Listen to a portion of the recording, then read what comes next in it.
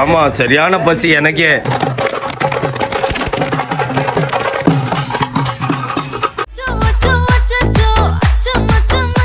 என்னப்பா ஒரே குஷியா இருக்கிற, என்ன விஷயம்? அதுவா, நம்ம வீட்டு ஃபங்க்ஷனுக்கு வந்தவங்க என்ன சொன்னாங்க தெரியுமா?